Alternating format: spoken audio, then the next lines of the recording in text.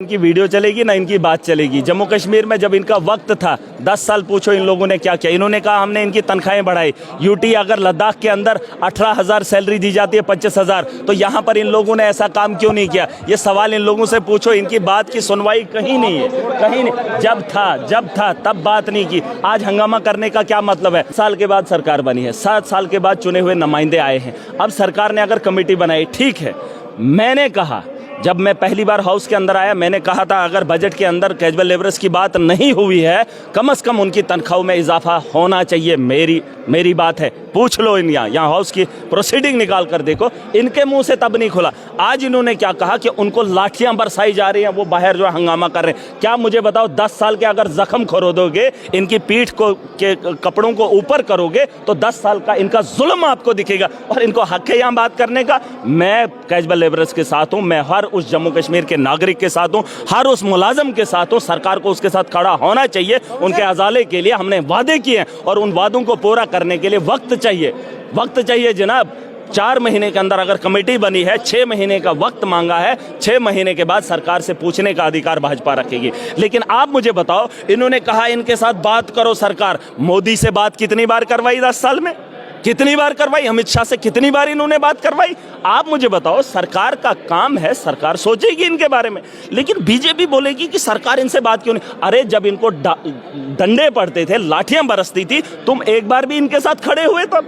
क्या जम्मू के अंदर? तो नहीं, उनको किसी को भी पूछ लो। नहीं, सुने, सदन में मुद्दा उठाया, अगर ये आपकी सरकार सुन लीजिए, अगर लोगों को लगता है कि डंडे आज की डेट में पड़े हैं, तो महराज उनके साथ खड़ा रहेगा। अगर आज की डेट में पड़े, अगर लगातार 10 सालों से पड़ ही रहे हैं, तो तब ये भाजपा के लोग कहां थे? आज हम उनके साथ खड़े हैं। उनकी चुनी हुई सरकार है और उनके लिए फैसला करना पड़ेगा सरकार को। हम उसको कटघरे में खड़ा करेंगे। ये 1 साल के बाद सरकार से हिसाब मांगे। मुझे एक बात बता दीजिए, सक्षम मोदी, दुनिया का सबसे बड़ा प्रधानमंत्री, उसके नेतृत्व में इनको अजाला क्यों नहीं कहा? इन्होंने कहा हमने 9,000 दिया। क्या दिया? अगर यूटी लद्दाख के अंदर अगर 18,000 है, दिल्ली की यूटी के अंदर अगर 25,000 है, तो इनको क्या हुआ था कि यहाँ के लोगों को नहीं दिया? जम्मू कश्मीर को तो विकसित बनाना था, ताज बनाना था, और इस ताज को करेंगे हम। देखिए, सरकार को उतना भाजपा नहीं घेर सकती है जितना मैं घेरूंगा।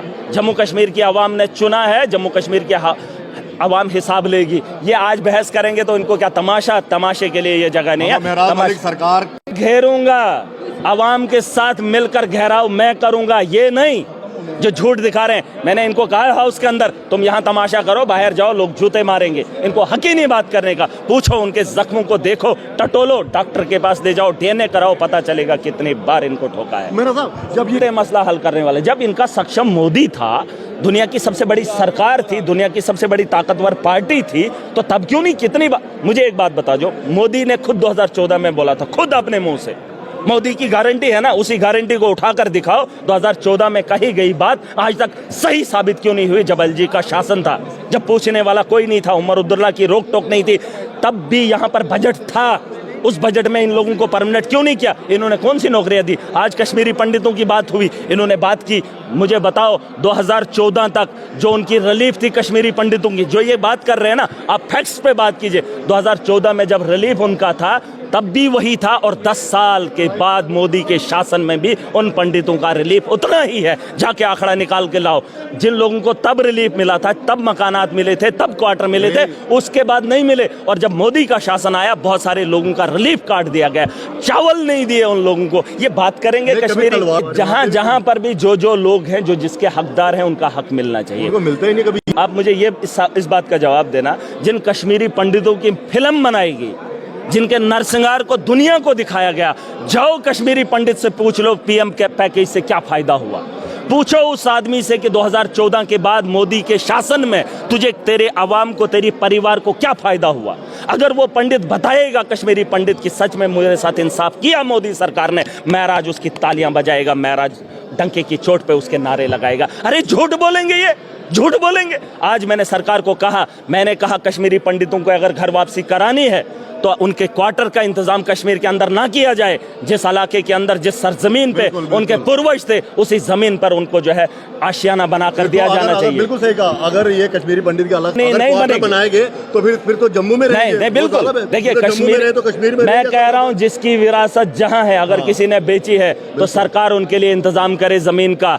वहां पर जमीनें और भी है, क्वार्टर बनाने की जरूरत नहीं, उनको मकान चाहिए, उनको घर चाहिए, क्वार्टर नहीं। क्वार्टर हम खरीद भी लेंगे, कोई भी खरीद सकता है। ये भाजपा को बोलने का अधिकार नहीं है। अगर भाजपा ने 10 साल काम किया है, चाहे कश्मीरी पंडित हो, चाहे जम्मू कश्मीर के नौजवान हो, तो बात करें। अगर नहीं किया, अब सरकार चुनी हुई है, लोग इसका जवाब देंगे। हम लोग सरकार में, हम सरकार से सवाल करेंगे।